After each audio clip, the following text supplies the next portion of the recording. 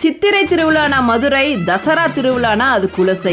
மைசூருக்கு நிகராக தசரா திருவிழா மிகவும் பிரம்மாண்டமாக கொண்டாடப்படக்கூடிய ஒரு இடம்னா அது குலசை தான். பாண்டிய நாட்டை ஆண்ட குலசேகர பாண்டிய மன்னனுக்கு அன்னை முத்தாரம்மன் காட்சி கொடுத்து அருள் வழங்கியதால் இந்த ஊருக்கு குலசேகரன் பட்டினம், குலசை அப்படிங்கிற பெயர் வந்தது.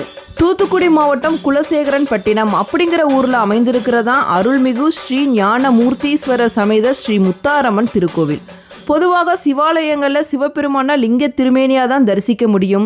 ஆனால் இந்த கோவிலில் சிவபெருமானும் பார்வதி தேவியும் அமர்ந்த கோலத்தில் காட்சி தராங்க. மக்களோட உடம்புல ஏற்பட்ட முத்து போன்ற அம்மையை இந்த அம்மன் ஆற்றியதால் முத்தாரம்மன் அப்படிங்கிற பெயர் வந்தது.